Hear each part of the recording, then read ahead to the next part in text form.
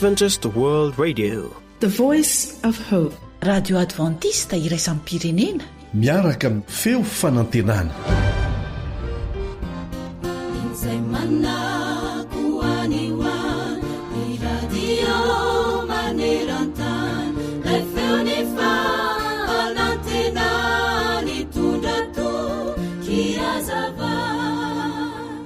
Ry mpiaino namako, mivavaka manokana ho anao izay miaino amin'izao anio izao, mba ho toa aminao sy ny ankohonanao tokoa ane izay voalaza ao amin'ny Ezekela 4:30, 9:20 sy ny 7:20 manao hoe: ary izy sy ny manodidina ny avonako dia ataoko fitahiana, ary ampilatsaka ranonorana amin'ny fotoany aho dia ranonora mpitahiana amin'ny vatravatra, ary amony azo any an-tsaha sady avokatra ny tany, ary andro fa izay amin'ny tany izy ka dia ho fantany fa izany Jehova, raha ho tapahako ny ziogany ary vonjeko amin'ny tanan'izay mampanompo azy izy.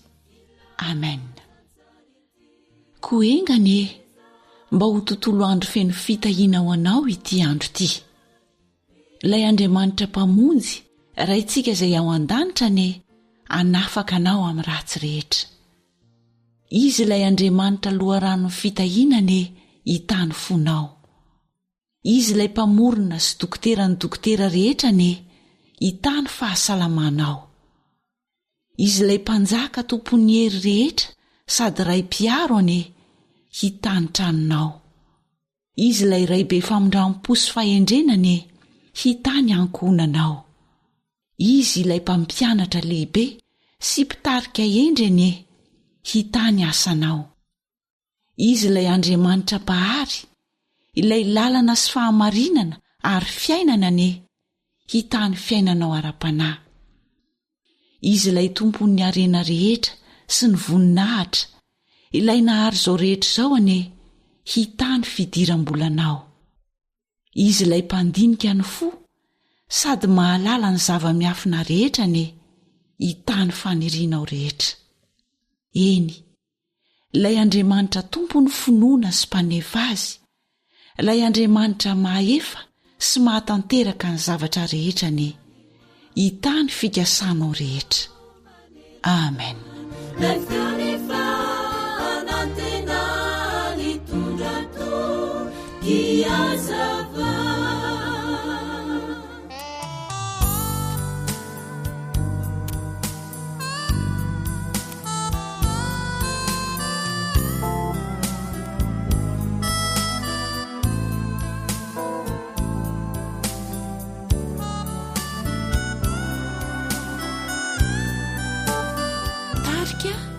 Rabe Armefy.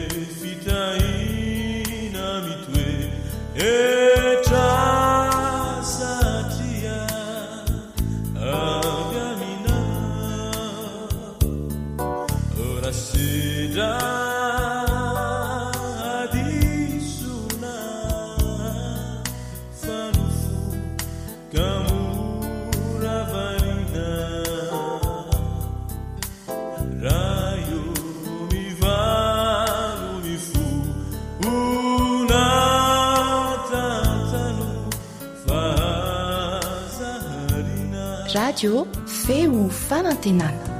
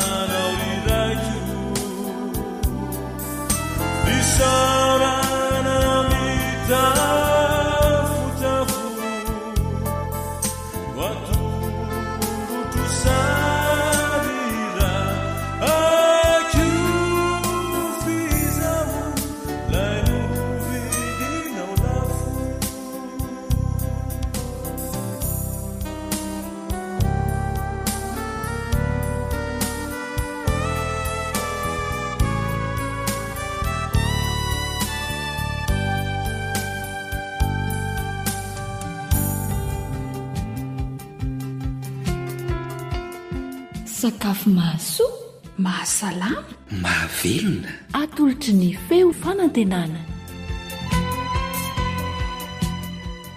Falomerabantsika indray namanao Sabina Rakotandranaivo. Anio isika dia anao mofomamy vita amin'ny vomanga indray. Inavary ny ilaina: vomanga 2 kilao, atody 4, siramamy 200 grama, dobera 100 grama na ampiana kely fotsiny ansorana ny lasitra, sira 2 tsongo, mila sakamalaho kely 2 sotro kely. Ahoana fomba fanamboarana azy? Sasana madio ny vomanga, rehefa izay dia voasana ary andrahoana anaty rano nasiana sira alemy. Tsy sira be zany io fa sira sabo 2 tsongo eo. Rehefa malemy dia potserina ao anaty lovia jobo. Izay zany anapotserana anazy, ka sotro rovitra dia efa mety anapotserana azy. Rehefa izay dia arotsaka ny totona sakamalaho, ny dobera. Raha ohatra tsy manana dobera dia afaka soloina menaka. Arotsaka tsikelikely ny atody, ny siramamy dia afangaro tsara. Afaka hosorana menaka na dobera ny lasitra. Mila lasitra zany tsika eto.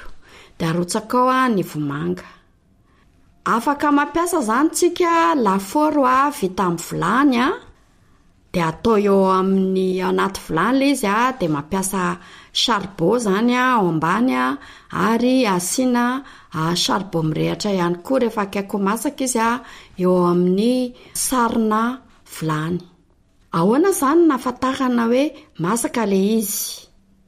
Zany hoe eo amin'ny sahabo eo amin'ny 20 minitra eo zany izy no atao anatin'izay lafaoro zay, na lafaoro vita amin'ny mandeha gaza na lafaoro amin'ny charbon. Ka raha ohatra ka lafaoro amin'ny gaz izy dia ny thermostat eo amin'ny 6 zany, dia ny hafanana eo amin'ny 180 degré, 20 degré. Fa raha tsy manana an'izay zany dia lafaoro vita amin'ny charbon dia efa mety amin'ny vilany sy ny fatana charbon. Ny ahafantarana azy hoe masaka rehefa tsapaina amin'ny antsy izy na tsapaina amin'ny sotro rovitra, dia rehefa tsoahana ilay antsy na ilay sotro rovitra dia tsisy manaraka. Izay zany izy ny ahafantarana hoe masaka sady manitra be koa ilay izy. Fomba finanana azy afaka asiana confiture, afaka ampiarahana amin'ny salade de fruits, afaka atao goûter ho an'ny ankizy hoentiny mianatra, afaka hohanina amin'ny dité soja na amin'ny dité tsotra, afaka hohanina miaraka amin'ny jus izay tiavantsika azy. Ty vomanga ty zany dia tena manana zava-tsoa be tokoa satria sakafo tena ilain'ny vatana izy sady mahasoa. Ankotrana tsara ho an'ny vehivavy tondra voaka koa izy satria mahatsara ny hoditry ny zaza ao am-boka. Saingy tsy dia tsara ho an'ireny mampinono izy satria indraindray mety hoe mampivalana n'ilay zazakely. Betsaka singa miara amin'ny fahanterana loha loatra na hoe antioxydant koa ny vomanga. Izany hoe misoroka ny fiketronana mialohan'ny fotoana izy. Fiketrona ny hoditra izany mialohan'ny fotoana. Noho ny vitamina C sy ny vitamina E miaraka, izay tsy fahita firy amin'ny sakafo hafa. Izany hoe tena mampiavaka an'ity vomanga ity izany dia izao hoe ny vitamina C sy E ny anazy tonga dia miaraka, vitsy mihitsy ny sakafo ahitana an'izany fa na hoe vitamina C fotsiny na vitamina E, fa ny anazy izany tena miaraka ilay izy. Miaro ny fitadidiana sy ny fo ary ny lalan-drà. Ny vitamina B6 pyridoxine ao anatiny ary mora levina ao anaty rano. Izany hoe izao izany. Rehefa manao vomanga izany dia sasana madio tsara izy aty ivelany.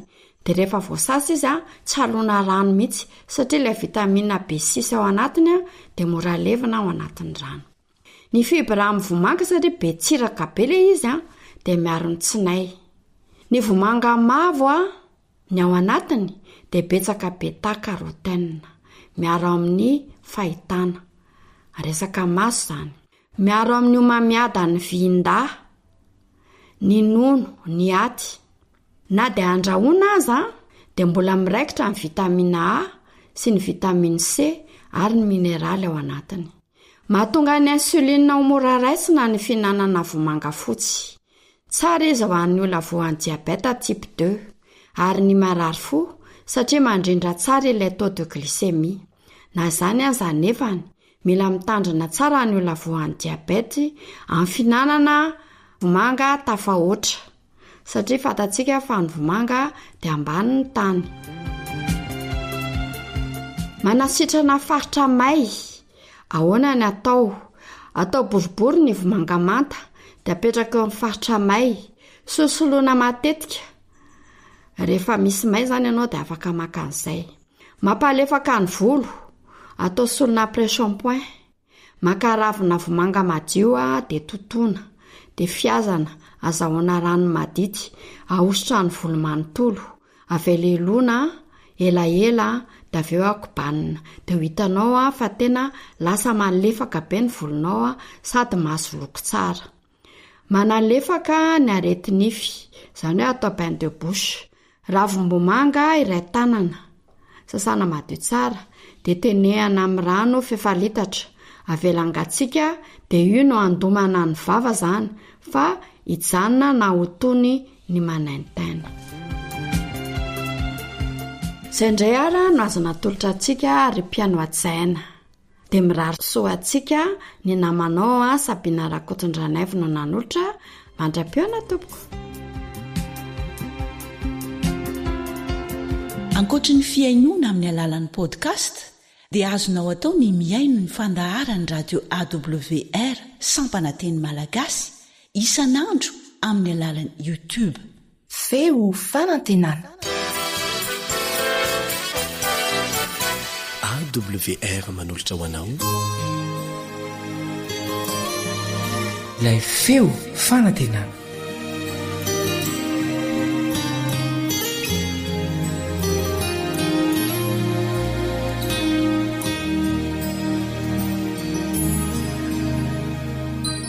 Manasanao hiara-mianatra ny tenin'Andriamanitra aminao namanao Kaleba Andretsikivy.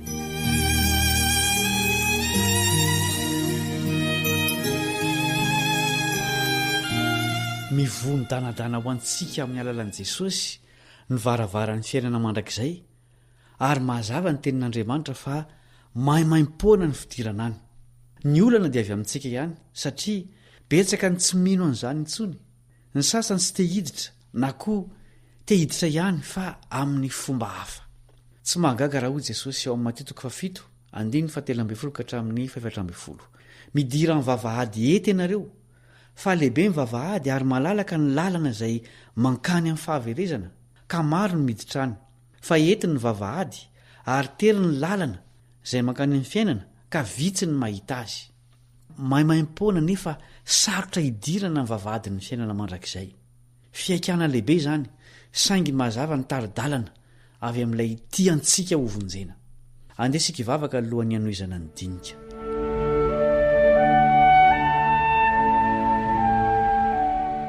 Rainay izay ny an-danitro, misaotra satria misy vavahady azona hidirana ho any amin'ny fiainana mandrakizay.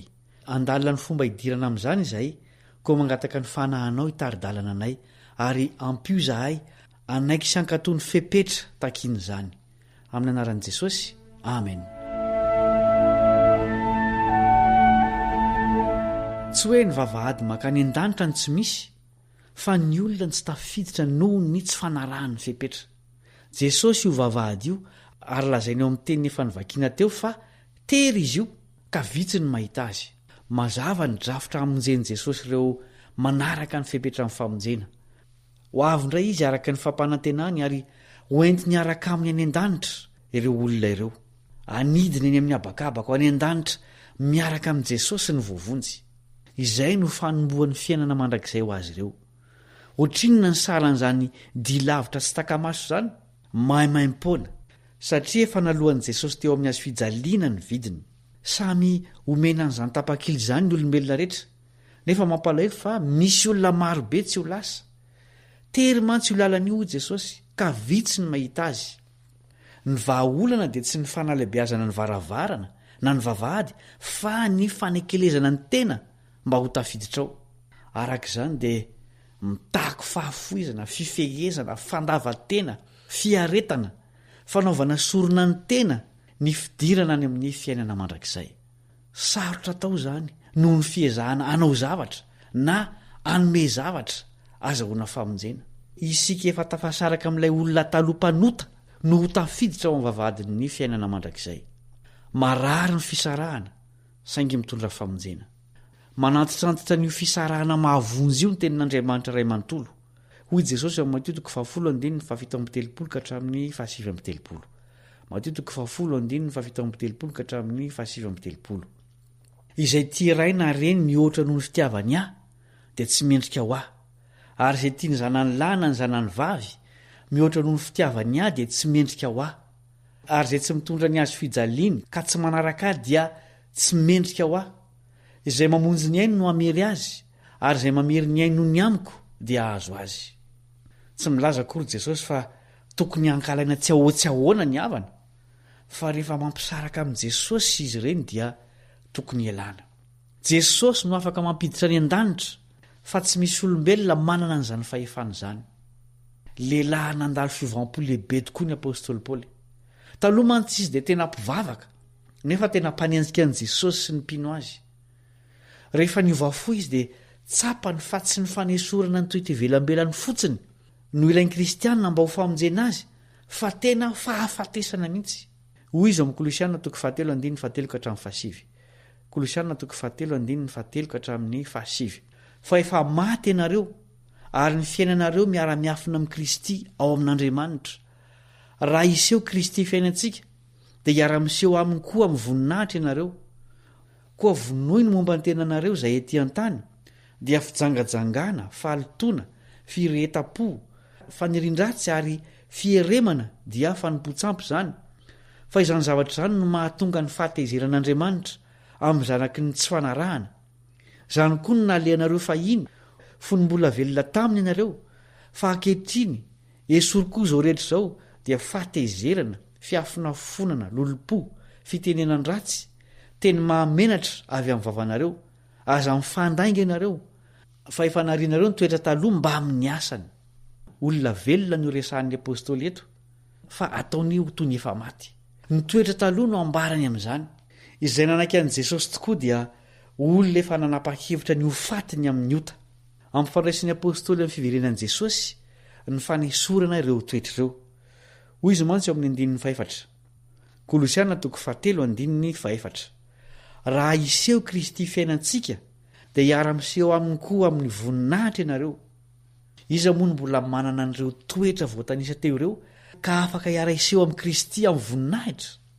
Asongadin'ny apôstôly Paoly mandrakariva amin'ireo taratasy ny soratany io foto-kevitry ny fahafatesana sy ny fanoloran-tena tanteraka io. Izao koa mantsy ny soratany ho an'ny mpino tao Roma. Romanina 12:1. Romanina 12:1. Koa amin'izany mangataka aminareo ary rahalahy no ny famondrampon'Andriamanitra mba hatolotrareo ny tenanareo ho fanatitra velona, masina, sitrak'Andriamanitra dia fanompo-panahy mety hataonareo izany.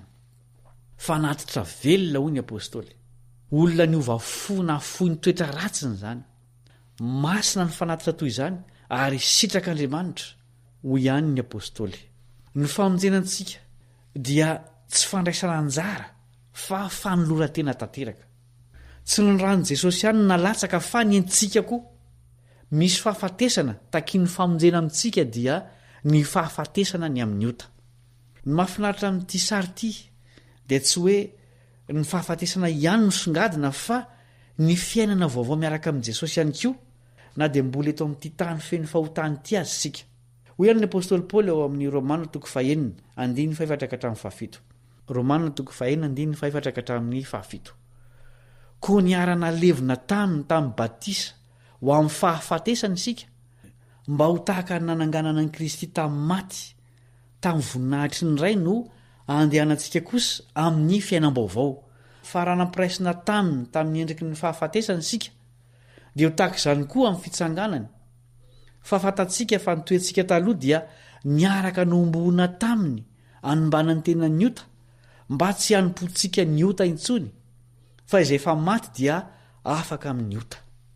Ambaran'ny Paoly eto fa ny batisa no endrika hita maso anehoan'ny olona iray ny fahafatesana sy ny fitsanganany ho amin'ny fiainam-baovao ao amin'i Jesosy. Raha vao batisa no resahana dia rano izay, ary rano no dika ho fanadiovana. Tsy maintsy diovina ho afaka amin'ny fahotany isika vao mahazo miditra ao amin'ny fanjakan'Andriamanitra. Nanome ohatra ny amin'izany fanadiovana izany Jesosy, na dia tsy mpanota aza. Mateo 7:17-20 ary hoy izy ao amin'ny Marka 5:9-10. Izay mihintsy atao batisa no vonjena, fa izay tsy mety mino no eloina. Ho avy indray Jesosy araka ny fampanantenany. Manahoana ny fisarahana ao amin'ny fahotana sy ny faniriana ho diovina amin'izany? Izao no fotoana mety hanolorana ny tena ho fanatitra velona, satria efa didi-pitsarana no dikan'ny fisehoan'i Jesosy eny amin'ny raony lanitra. Ivavaka isika.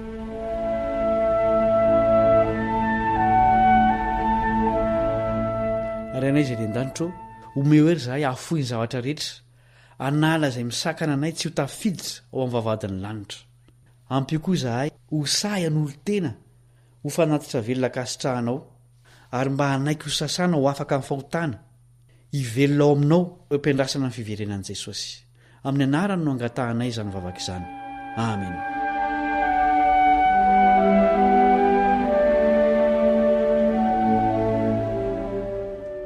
Radio feo fanantenana.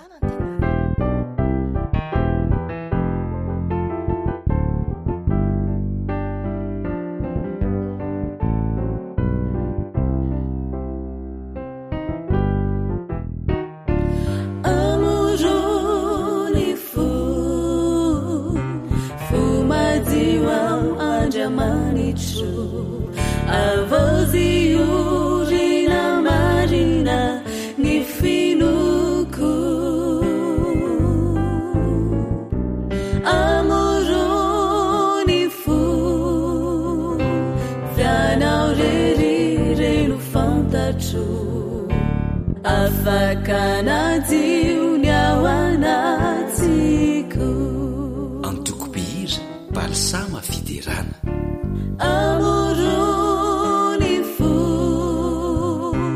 fumatiwa anjamanitro avoziurina marina nifanaiku amoroni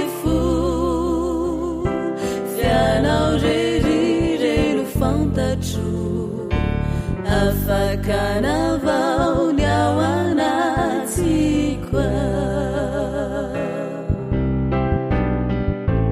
diovy ao afampahota sasao angatsakatsaka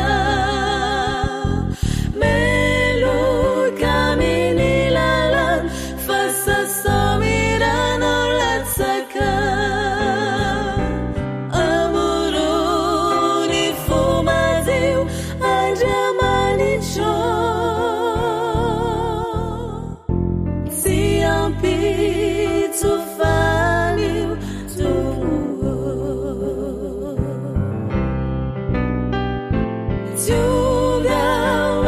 wafapauta sasa wangatsakatsake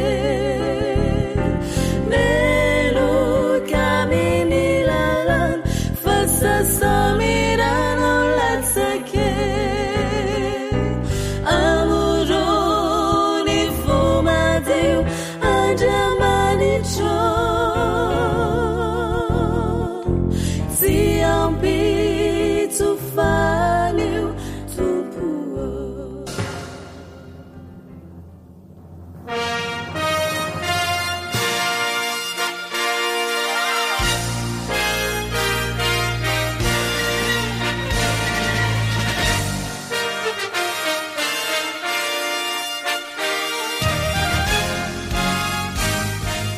tianao miahafantatra ny tantarany hery mifanandrina teo amin'ny raty sy ny tsara ny maizina sy ny mazava ary ny tsy maintsy hotohiny izany tsy maintsy mpandray anjara amin'izany zaho sy ianao na fantatrao zany na tsy manasanao ary hamaky ny boky hery mifanandrina efa misy koa ny rakim-peo mirakitra izany no mani ny feo fanantenana ho anao mandefa sary sms amin'reto laran'ny telefonina ireto 034 06 797 62 033 84 313 37 032 75 379 74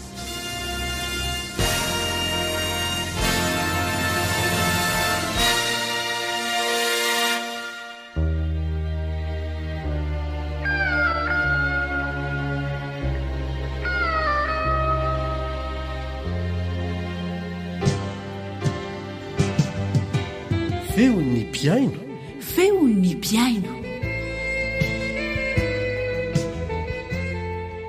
mahafaletrany ny miresadresaka mitafatafa indrindra fa ny mandreny feontsika piaino anatin'ity fandarana feon'ny piaino ity miaraka aminao ny namanao Elian Andriamitanso milohan'ny hirosotsika amin'ny tsiprian'ny fandarana dia manasanao zay hanaraka ity ranankiray ity izay hinoko fa ankafizina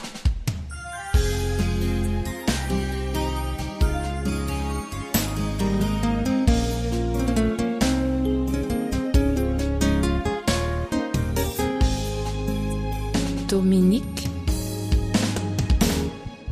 Tumpuo sawanajakanao nadimarua zairu timino anao Soma fantacha fayanao Matunizo fiaina quiza Fantachu Fatimana vaka Njamani chivavaku Famihevichani Mumbai Mafantachani anaraku Kaizau tumpodi avununa Hizakire ufanenze yanai Siuvo fechani zao Hitamasu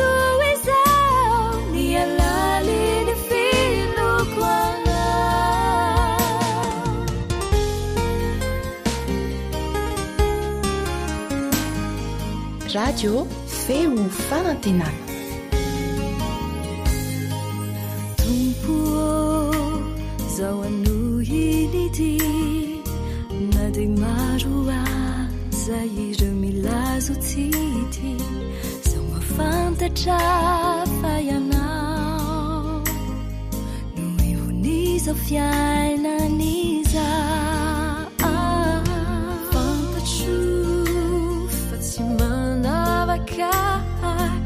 Njemani chivavaku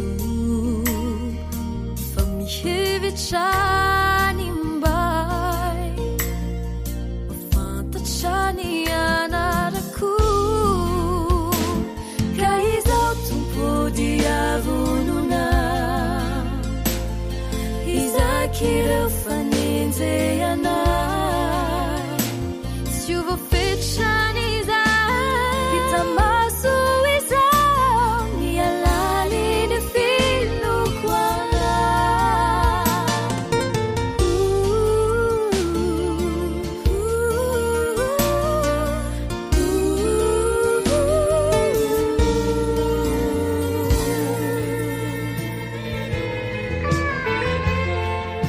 amin'ny ankapobeny dia mizara roa mazava tsara ny fandarantsika ao anatin'ity feo ny mpiaino ity.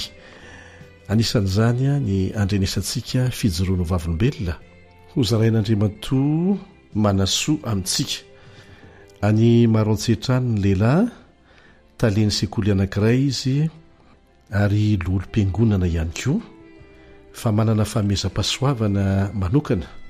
Ity rahalahy ity dia ny famoahana fandroahana ny devoly izay miasa mangeja ny fiainan'ny olona anankiray izay antsoina hoe demoniaka.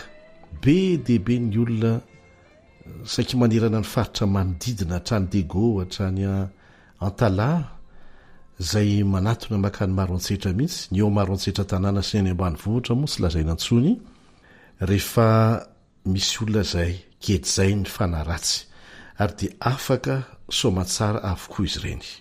Misy amin'izy ireny tena somary manahirana ny manala azy ho afaka fa afaka foana fa misy ny avy dia mora dia mora ny manala azy. Tamin'ny fotoana nandalovako tany maroantsetra no nandraisako feo azy nijoroany ho vavolombelona makasikan'izany asa izay ifanatrehana mivantana amin'ny satana izany ary mampahery ny miaino azy. Anisan'izany izay ho arahantsika eto amin'ity anio ity izay andrenesantsika ny fijoroano vavolombelona nataony Andriamantoa manasoa izay ahitanao hatsapanao fa satana dia tsy faly mihitsy amin'ny ezaka ataontsika hanafaka ny olona amin'ny gejany satana, amin'ny gejany fahotana. Tsy zaka ny satana ny mahita olona izay tafasaraka aminy ary manaraka an' Jesosy. Ny zava-dehibe dia mitombona trano no hoe tsy mbola nisy aizina na resy hazavana izany fa raha vao miposaka ny masoandro tsy maintsy lasa ny alina, raha vao mirehitra ny jiro tsy maintsy misava ny aizina. Dia tahakan'izany koa ny zavatra mitranga eo amin'ny ady ara-panahy ny fanaovany tsara sy ny ratsy. Rehefa mitsangana ny zanak'Andriamanitra mandroaka n'ireny heriny ratsy izay manjaka ao amin'ny olona anankiray izay nikejainy ireny no fitahany ireny dia ny zavatra misy mahafinaritra voaroaka foana ny haizina. Ndia ho arahantsika izay fijoroano vavolombelona izay ankafizo azy.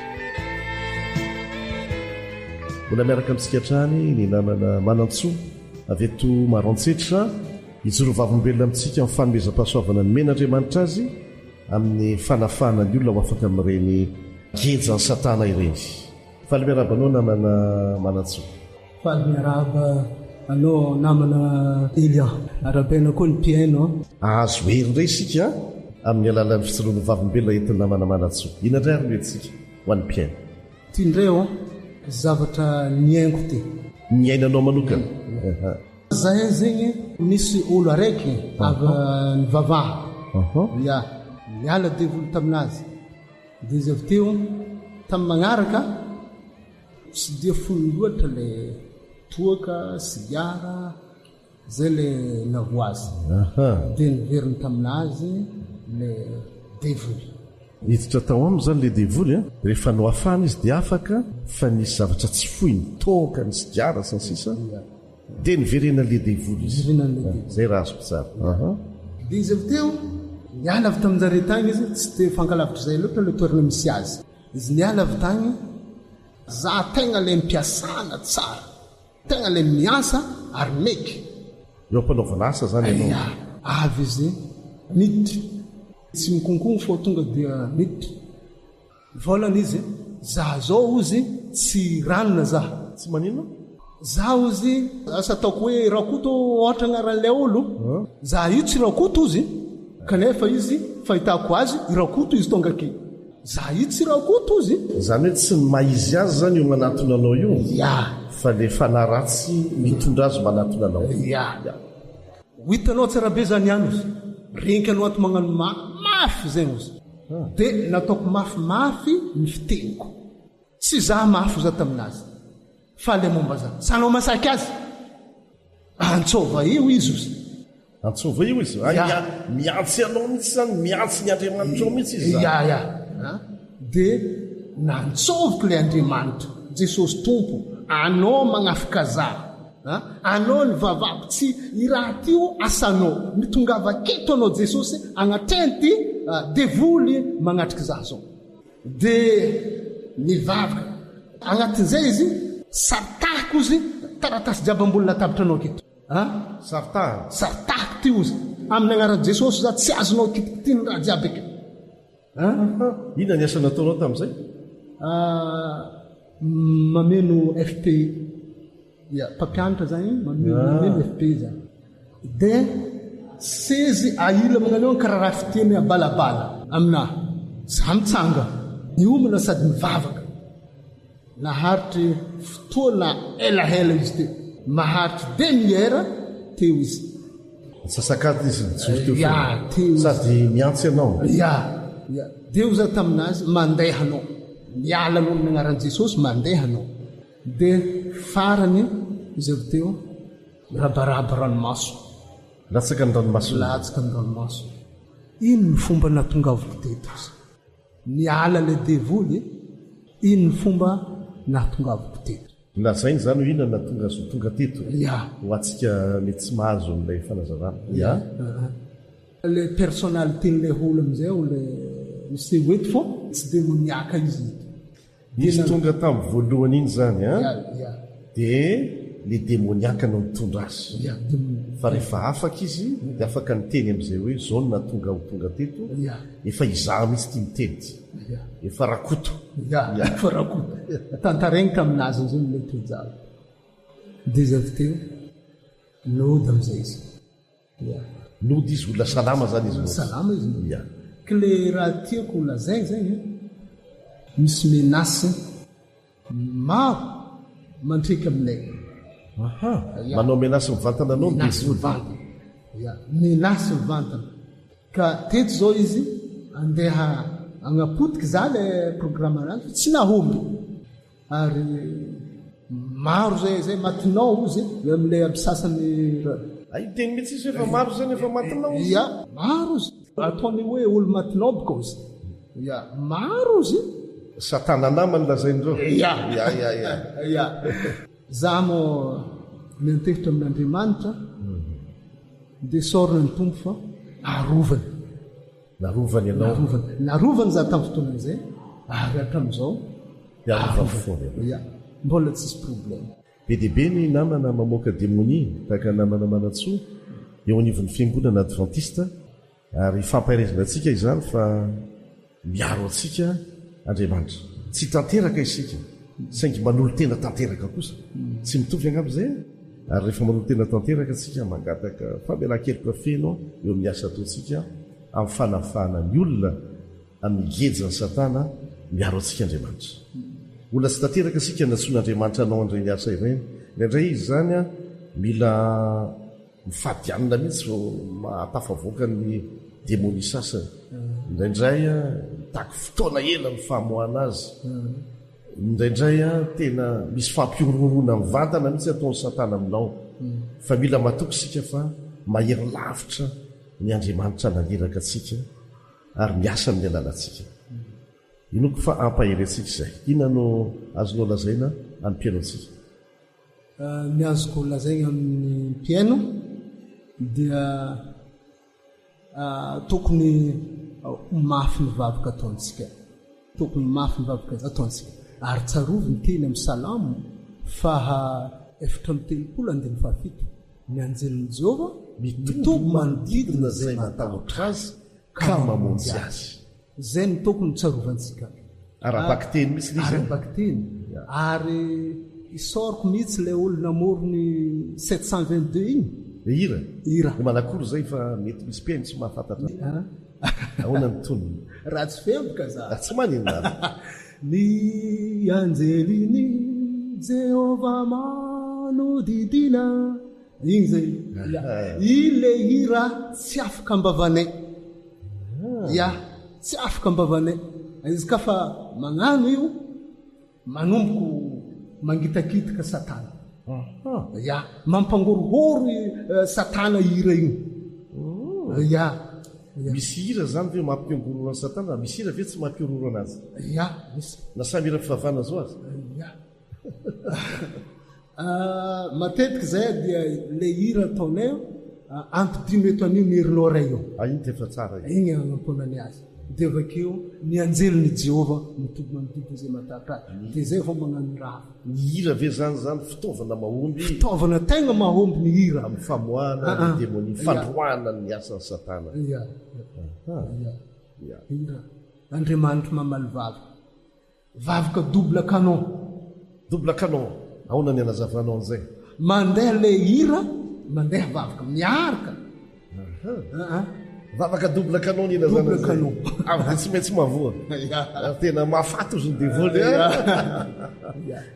mampangororo satana mampangororo anazy mandroka anazy satana dia efa mahafantatra ane fa efa favalo efa resin'i Jesosy izy aty amintsika izy no mampiororo fa rehefa mandray an' Jesosy tsika afaka tsika sotra namana manantsota amin'izay fa mitondra hero any mpiaino zany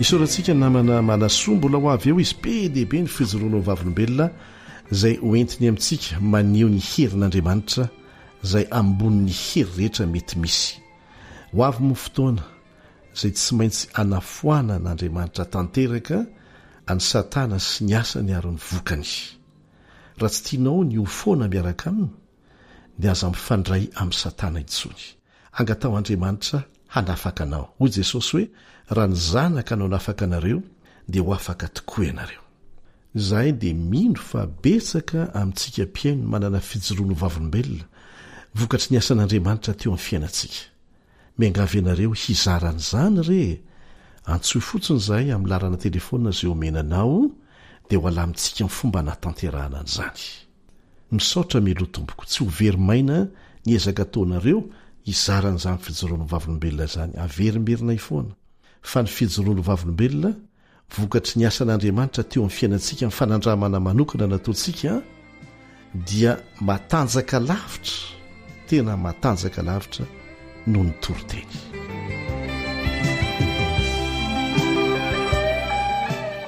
ny tapany faharoa ho resantsika dia mahakasika ireo vaovao izay miely atraizatraiza ary mety hitondra fitaka ho antsika misy vaovao izay hahelin'ny olona tsy fantatra mandeha amin'ny Facebook ohatra na ny Twitter na sy ny sisa amin'izao moa efa malalaka ny fahafahana mandefa izay tiana ho alefa amin'ireny tambajotra sosialy ireny mila mitandrina isika mila fantenana ny vaovao izay raisina mila amarinina ilay izay manao hoe recoupement fa na izahay aza sy ireo namana efa matyanina amin'ny fanangonana vaovao sy ny filazana vaovao dia mety ho tratry ny fitaka satria misy fetsy dia fetsy mihitsy ireo olona izay mandefana izany ka raha tsorona izany dia tokony hisy source izany hoe loharanom-baovao mazava ara-dalàna rehefa misy vaovao izay mivoaka voasoratra eo ambanin'ilay vaovao raha vo tsy misy an'izay loharanom-baovao izay iza no nizaran'ity gazety inona radio inona tele inona iza le olona na havaiza raha vo tsy misy an'izay loharanom-baovao ara-dalàna zay dia tsy izy izay tsy tokony ho zarainao amin'ny hafa ilay vaovao voasoratra amin'ny Facebook ary akoatran'izay dia mila manao recoupement zany hoe fanamarinana koa ianao fa na televizion na radio na latsoratra mivoaka amin'ny gazety na hitanao tanoany na misy loharanom-baovao aza milaza azy eo ambany eo dia mila mitandrina fa ndraindray tsy marina akory ilay izy mila amarinina ilay izy zay vao alefanao amin'ny namanao aka ohatra isika misy olona milaza fa efa tonga ny loza hiatra amin'ny tanan-dehibe rehetra ka noho izany dia mila miala amin'ny tanan-dehibe avy hatrany daholontsika marina fa zavatra voalazan'ny faminaniana izany fa tsy maintsy hitranga milohan'ny fiavian'i Jesosy amin'ny fotoana tsy fantatsika na dia efa miatra izany amin'ny tanan-dehibe maro fa raha tsy mitandrina isika mandre vaovao tahaka an'izany dia mety sanatriany vava mety ho asaintsika mody ny zanantsika mianatra amin'ny tanàn-dehibe modifa zay ny vaovao mivoaka dia azotsika tsaina ny voka-dratsy ateraka ilay filazam-baovao tsy mariny aka ohatra anankiray koa sika efa mivoaka ho ny lalàna mahatonga ny olona rehetra hivavaka amin'ny andro anankiray ihany tsy maintsy daholo ary mivoaka avy any Etazonia hono le izy marina fa tsy maintsy hitranga zany ray andro any mety ora-pitso rafakapitso fa mba amarino aloha le vaovao tompoko tena marina izany raha eo anivon'ny fiangonana adventista ohatra dia misy ny fanambarana ofisialy mivoaka avy any amin'ny foibe ny fiangonana adventista ny Etazonia dia mandeha makany amin'ny division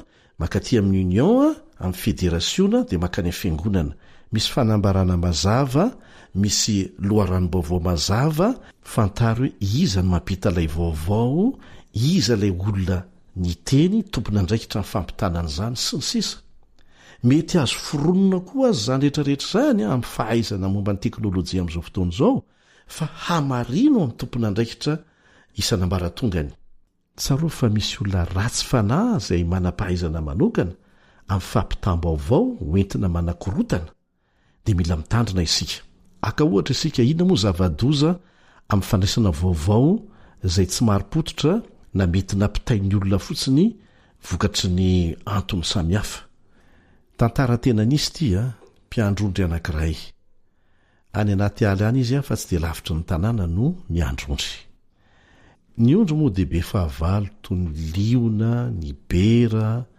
ny alikadi sy ny sisa dia rehefa miandrondry izy dia efa miteny amin'ny olona ao an-tanàna hoe rehefa misioka tahakan'izao aho dia mba vonjeo tongava ty ianareo fa tonga zay ny biby hanafika ny ondry ny mety tsy ho vitako rery ny miandry ny ondry eno ny olona dia ity tovolahy mpiandrondry ity moa ty sangasanga ratsy zay dia misioka izy mba hatongava ny olona na dia tsy misy biby manafika ny ondry azy faly ery izy mahita n'le olona voafitaka dia mandeha indray tahaka an'izay dia mandeha faharoa ny fanotelony indray andro tena nanafika ny ondry tokoa ny alika dia ary tsy mba ray na roa fa maro be ny antso vonjy izy araka ny fanaony mandefa le sioka famantarana fa tsy nisy olona nyhetsika ntsony satria hoy ny olona izay indray ny sangisangy ratsy ny le zalahy ary tsika tsaina ny lesona raisina avy amin'izany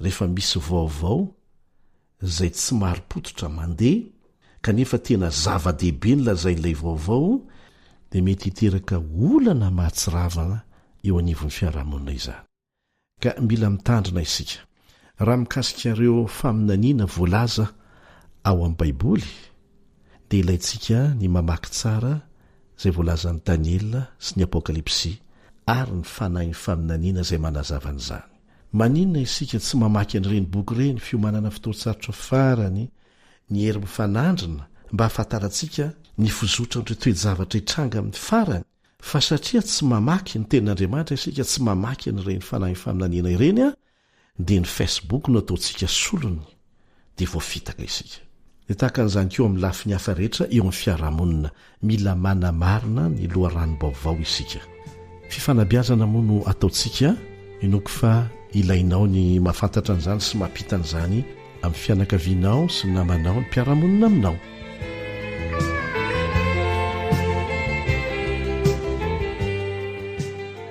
raha misy fanontaniana tonga ao an-tsainao na misy antombavaka angatahanao amin'ny fotoana rehetra na koa misy fijoroana ho vavolombelona azonao zaraina dia manorata amin'ireto adresy manaraka ireto page Facebook feo fanantenana na ny laharany finday 034 06 797 62 032 75 379 74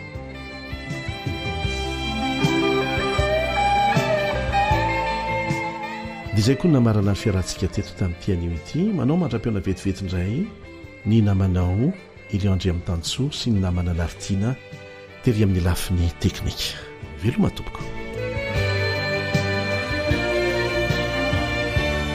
ankoatra ny fiainoana amin'ny alalan'ny podcast dia azonao atao ny miaino ny fandaharany radio AWR sampana teny malagasy amin'ny alalan'ny Facebook isanandro amin'ny ity pejy ity feo fanantenana.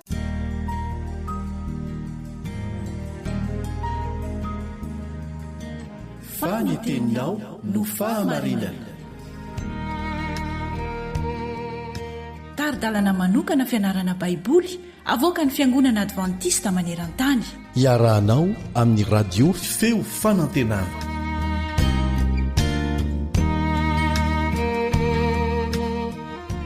Faly tafaraka aminao eto ampianarana ny tenin'Andriamanitra izahay. Anio isika dia andinika ny lohateny manao hoe tanteraka avokoa izany rehetra izany. Tanteraka avokoa izany rehetra izany. Inona ny tanteraka? Mbola ao anatin'ny tantara ny Josoa ihany isika. Valin'ny fantaniana andao iray vavaka isika.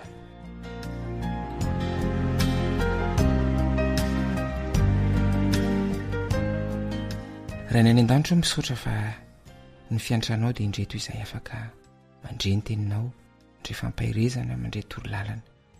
Ka sy ny fonay diovy avelao ny elokay ary aoka mba hahitanao ny tsiraray avy aminay anaran'i Jesosy. Amen.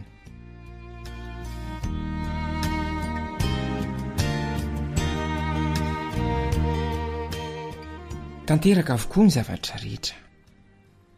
Andefaka itsika izay voalazan'ny Josoa 2:20 dia ny 7:20 sy ny 10:70. Josoa 2:20 dia ny 7:20 ka hatramin'ny 10:70. Izao mivaky ny teny aminaran'i Jesosy. Dia nomeny Jehova ny Israely ny tany rehetra izay efa nianiana ny omena ny razany ary nandova izany izy ireo ka nonina teo. Dia nomeny Jehova fitsarana amin'ny manodidina izy araka izay rehetra nianianany tamin'ny razany ka tsy nisy lehilahy tamin'ny fahavalony rehetra na hajanona teo anoloany, fa natolotra Jehova teo an-tanany avokoa ny fahavalony rehetra. Tsy nisy latsaka na dia kely akory aza ny zava-tsoa rehetra izay nolazain'i Jehova tamin'ny taranak'Israely, fa tanteraka avokoa izany rehetra izany. Dia toizantsika amin'izay voalaza ao amin'ny Timoty 2:2 ka hatramin'ny 7:10. Timoty 2:2 ka hatramin'ny 7:10. Izao mivaky ny teny aminaran'i Jesosy. Mahatoky izao teny izao, fa raha miara-maty aminy isika dia hiara-belona aminy. Raha miaritra isika dia hiara-manjaka aminy. Raha manday isika, izy kosa handahantsika. Ahoana ny ifandraisan'ireo teny ireo amin'ilay tany nampanantenaina ara-tantara? Kanefa tsy izany ihany, fa amin'ny mahazava misy marina ny famonjenantsika ihany koa. Ao amin'ireo andinindreo no misy ny foto-kevitra farahatampony ny bokin'ny Josoa sy mamintina ny hevitra teolojika ao aminy. Asongadiny ny iray amin'ireo lohahevitra lehibe indrindra ao amin'ny boky manontolo. Dia tsy inona izany fa ny fahatokian'i Jehova amin'ny fanekeny izay miazona ny teny fikasany sy manatanteraka ny fianianany. Hatreo dia io fizarana fo io koa no mamintina ny votoatin'ny boky manontolo, ny bokin'ny Josoa zany. Miresaka momba ny fizarana ny tany sy ny nonenan'ny Israely teo amin'ny tany nampanantenana ny Josoa 2:20 dia ny 7:70. Ary ny Josoa 2:20 kosa dia manondro ny fandreseny ny fahavalo sy nahazon'ny tany. Hita ao anatin'izany rehetra izany ny fahatokian'Andriamanitra. Tsy azon'ny Israelita adonoina velively, fa tsy nandresy ny fahavalo na nahazo ny tany olovana izy ireo raha tsy Andriamanitra no nahatoky tamin'ny teny nomeny. Iverenantsika ilay an-dalateny teo. Nomeny Jehova ny Israely ny tany rehetra izay efa nianiana nomena ny razany ary nandova izany izy ireo ka nonina teo. Dia nomeny Jehova fitsarana amin'ny manodidina izy araka izay rehetra nianianany tamin'ny razany, ka tsy nisy lehilahy tamin'ny vahavalony rehetra na hajanona teo anoloany, fa natolo Jehova teo an-tanany avokoa ny fahavalony rehetra. Tsy nisy latsaka na dia kely akory aza ny zava-tsoa rehetra izay nolazain'i Jehova tamin'ny taranak'Israely, fa tanteraka avokoa izany rehetra izany. Inona ny teny rena ny verimberina teo? Izay indrindra. ny famerimberenana ny teny hoe kol nadika hoe rehetra niverina inonenina izy teo ao amin'ireo andininy telo ireo dia manamafy ny fahamarinana fa fanomezana avy amin'i Jehova ny tany ary tsy noho ny fahamendrehan'ny Israelita nazony izany.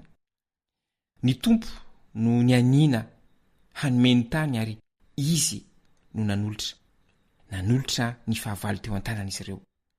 Ny fidiran'Andriamanitra antsehatra sy ny fahatokiany irery ihany no antoky ny fahombiazan'ny Israelita rehetra. Toy izany koa ny amin'ny famonjenantsika. Fa fahasoavana no namonjenanareo amin'ny finoana ary tsy avy aminareo izany fa fanomezana avy amin'Andriamanitra, tsy avy amin'ny asa fandrao hisy hiryare. Efesana 2:7. Hoy koa Paoly nanamafy ny fahatokian'Andriamanitra ao amin'ny Timoty 2:2-1:10 Timoty 2:2-1:10 Mahatoky izao teny izao fa raha miara-maty aminy isika dia hiara-belona aminy koa, raha miaritra isika dia hiara-manjaka aminy, raha mandazy isika izy kosa andantsika, fa na dia tsy mahatoky aza isika dia mbola mahatoky ihany izy fa tsy mahazo mandà ny tenany. Mahatoky Andriamanitra ka mitana ny teny fikasany, tsy izy tsy ho tanteraka ny teny fikasany ho amin'ny ho avy. Ny fanontaniana eto izany dia tsy hoe ho tanteraka ve izany, fa hoe mino ny teny fikasany amin'ny ho avy ve ianao, ary ny asanao, ny fitondrantenanao moa ve maneho izany finoanao izany. Hivavaka isika.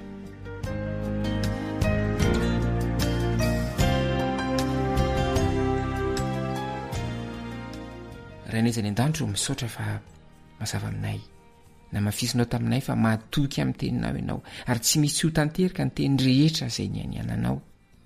Mangataka aminao izahay mamelany tsy finoanay ary amin'izao sisa izao dia afao vonjeo afaka amin'ny tsy finoanay izahay ary kasio ny fonay mba ho tianao izahay ary ny fitondrantenanay dia fanaraka amin'ny sitraponao. Amin'ny anaran'i Jesosy no angatanay izany vavaka izany. Amen.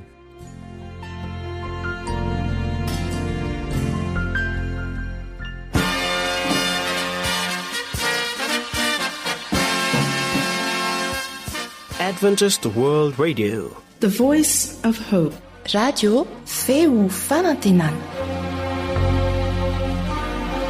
Narahanao teo ny fandaharana no vokariny ny feo fanantenana amin'ny teny malagasy izay azonao averina sy alaina maimaimpoana amin'ny alalan'ny YouTube, Facebook, feo fanantenana. Mirary 420 ora finaritra ho anao ny AWR